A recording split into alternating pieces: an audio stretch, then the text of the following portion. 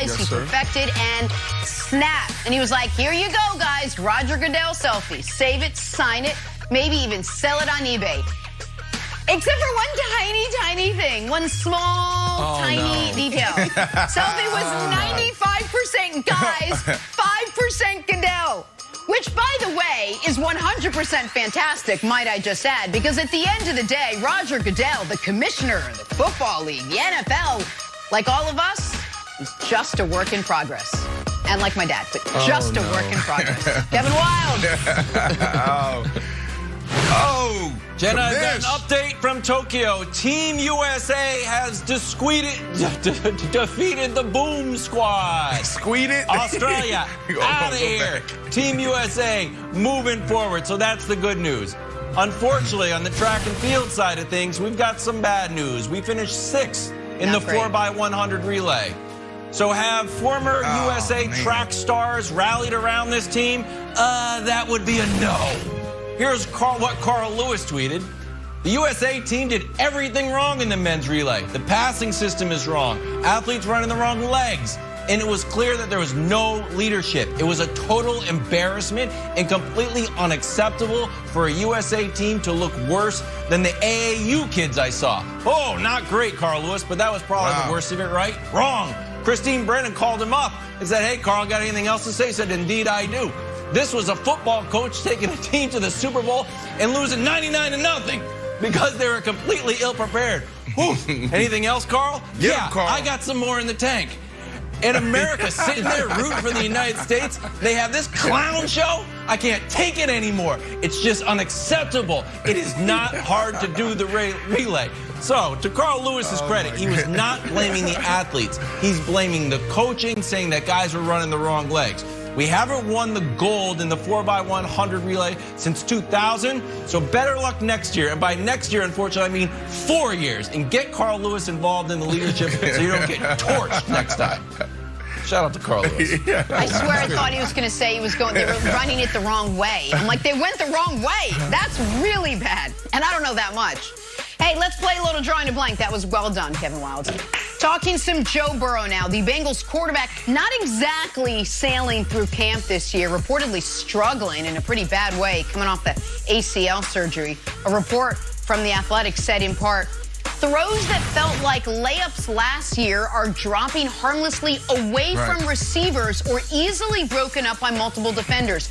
There might be a multitude of reasons for the struggles, but this has been ugly. At one point, pressure pushed into his face and Burrow lifted his leg into the air almost to avoid any accident with the closed pocket.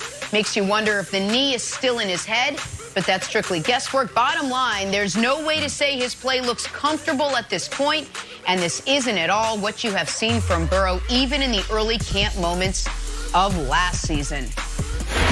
All right, Brandon, break this down for us. Joe Burrow's reported struggles should have Bengals fans feeling blank. Jenna, sad. It should have them feeling sad. 2019, Joe Burrow takes the scene, and he goes out there in college football and lights it up. And he finds himself in a national championship. And he did what he did all season. He lit that up. And now he's in the locker room. He has a stogie in his hand. He's puffing on his stogie, celebrating. Confidence, strong.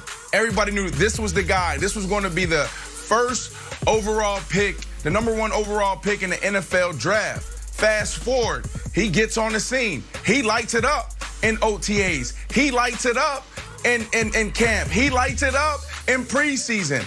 And then over the first 10 weeks of the regular season, he's lighting it up. Historic season. He's on pace to have a historic season as a rookie at the quarterback position. And then he gets hit. ACL, gone. MCL, damage. PCL, damage. And now, 9 months later, Joe Burrow's on the practice field. This guy that we saw with the confidence, the guy that we saw in that locker room in 2019, that guy's not there anymore. So they should be feeling sad because when you think about Joe Burrow, you think about confidence. You think about a guy that gets it done effortlessly. This dude is not there right now. Sometimes it may take a guy like Adrian Peterson 7 months to recover from an ACL. Sometimes it take guys a little longer. Like Frank Gore, it take a year or 2 years to get back. This is the dude that you've been waiting for. You had Carson Palmer there years ago, and since then, you had Andy Dalton, you had these other guys. But this is the dude. This is the dude that can get it done. And now he's in camp, and he's playing this way. This is sad, Nick, because Joe Burrow is a guy that can lead you to victory at least 7 to 8 games by himself. If you go back and watch last season, he was getting it done. So they should be sad. I'm sad because this dude is next level, and this injury is derailing the start of his career. It's brutal, and you just wonder if that was, unfortunately, the fork in the road moment of his career. You hope that's not the case. I know Joe a little bit. I like Joe a ton as a person.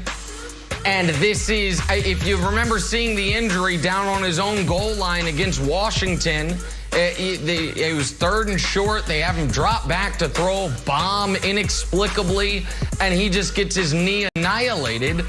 And so, you know how Bengals fans should be feeling? I'm sorry, but they should be feeling awful Bengalsy. Like, yeah, of course. Like, yeah, we've been down this road before. We saw it with Kajana Carter on his 3rd touch in the preseason. There are certain franchises that are unfortunately just snake bitten. So I feel like the Bengals and maybe their fans can get on a Zoom call with some Clippers fans and do like some group therapy. At least the Bengals fans have the justification of they're the only football team in town. We got to be Bengals fans. But it's just, I feel terrible for Joe and for Bengals fans. Unfortunately, Wilds, they've been down this road before. You can't write him off. Can't write his career off, obviously. But it was the worst case scenario for a #1 overall pick, and that's where they find themselves. Okay, so this is a sad scenario with a simple solution. Just be patient. When the injury happened, we're thinking 9 to 12 months. So he's already on an aggressive timetable. He's got this big knee brace on. So just have him rest. Target week 4. You're going up against Jacksonville. You got Trevor Lawrence. It'll be sort of a nice #1 pick battle. But if he's not ready then, just rest. There's zero reason to push him or to accelerate the timetable. No one really has Super Bowl expectations for the Bengals. You're growing. You're sort of following the same path as the Browns, but without all the coaching changes. Get a little better every year. Bring them back in a after few week years, 8. have your #1 pick compete to get into the deep into the playoffs and then try to win the Super Bowl. You don't have to rush. This is the timetable. Right. So if he's not ready week 1, don't even think about putting him out week 1, Jenna. Bring him back. Bring him back after week 8. Week 8, you have the Jets. So I would wait until after week 8. Wow. Oh, that would be good. So you said the first 4 weeks. Brandon knows where patient. Jets end up on everybody's schedule. I love it. I love it. That defensive line is playing well in Florham Park right now. They're getting good. Well. Let's training camp started with some quarterback talk. Just roll with me, Nick. Brandon's getting full man. reports.